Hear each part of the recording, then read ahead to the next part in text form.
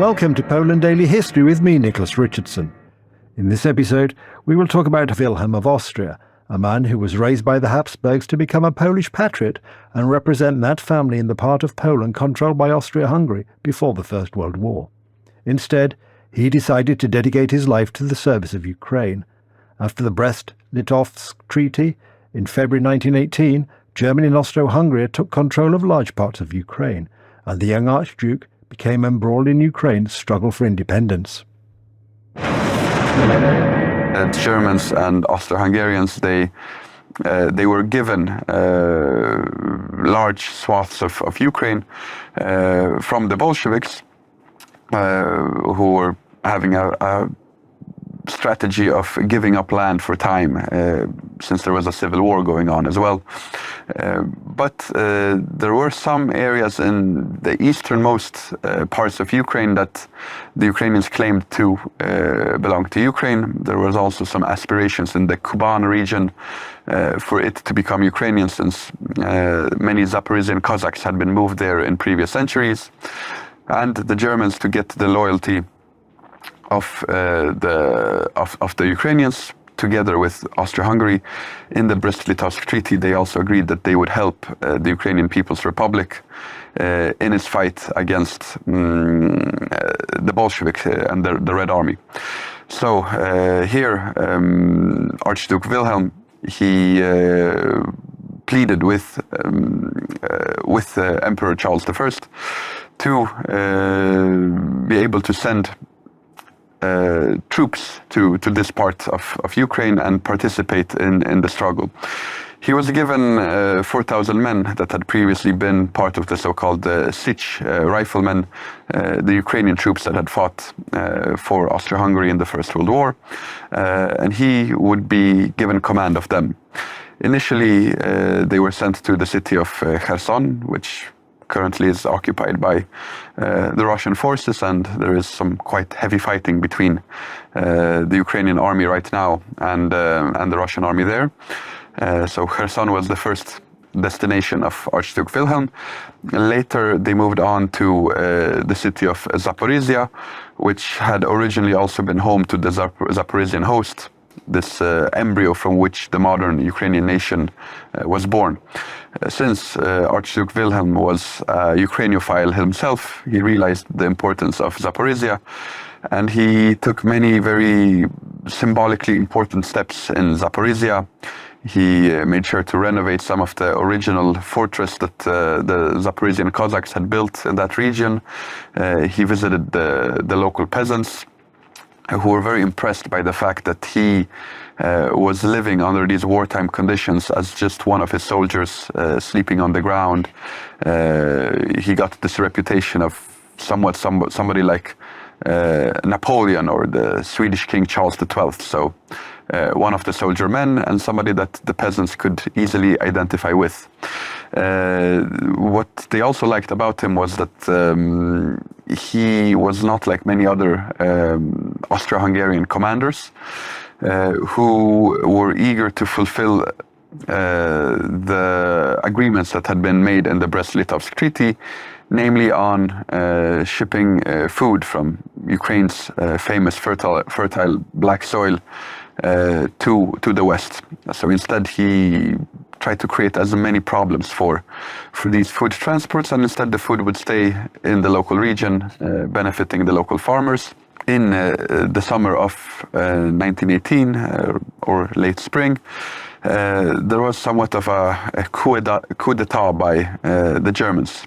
Instead of the first government of the Ukrainian People's Republic that had been led by the historian Mikhailo Khrushchevsky, somebody who, by the way, Archduke Wilhelm had read plenty of when he was a young boy growing up, so somebody that he felt allegiance to. He was one of his favorite authors, together with Ivan Franko and Taras Shevchenko. The Germans decided to replace him with Pavlo Skoropadsky. This first government that had come into power in somewhat of the revolutionary fervor of February 1917 and was basing its political support on promising social change, land redistribution. With Pavlo Skoropadsky, this was a high-ranking officer of the previous Tsarist Russian army. He was an aristocrat, and he absolutely had no acceptance of land redistribution. But Archduke Wilhelm realized that he needed the support of the Ukrainian people, which was largely agrarian, and he also made sure to allow the peasants in his control to maintain the land that they had taken previously from the landowners, making him even more popular with the population.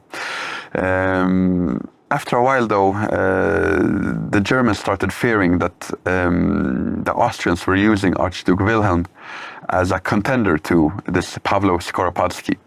And they started fearing that maybe Austria is trying to grab all of Ukraine for itself.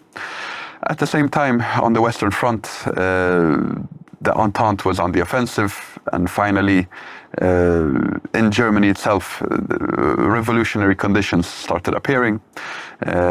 In the end, in October 1918, there was also somewhat of a revolutionary fervor in Ukraine. Pavlo Skoropadsky was about to be overthrown. Finally, in Austria-Hungary, the revolutionary fervor reached that part as well.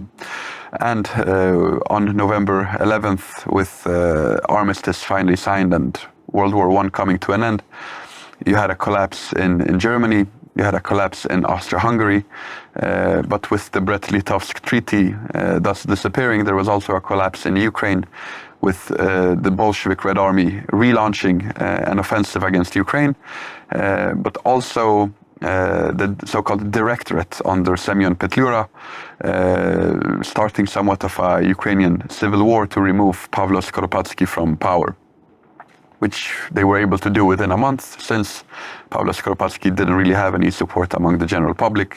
He was a marionette placed in power by the Germans. However, Petlura and Archduke Wilhelm were not big fans of each other either. Petlura viewed Archduke Wilhelm as a potential rival, that he had heard the rumors that maybe he wanted to become the leader of Ukraine himself. So initially he gave him the cold shoulder. Archduke Wilhelm would play another important role at that time, though. He had been evacuated from Ukraine in October 1918 by his Habsburg family. Initially, he was taken to Bukovina, this part that is today in Ukraine, but back then was considered a part of the Romanian-controlled part of Austria-Hungary, or rather within Hungary itself, so to say. And there he was given treatment for tuberculosis. Adam, as usual, the clock has defeated us, so we must just pause it there, but we'll pick it up next time. There we are. The clock always defeats us, and I've had to pause Adam almost in mid-sentence. But don't worry, if you join us next time on Poland Daily History, as we hope you will, we'll pick up the story. In the meantime, thank you for watching.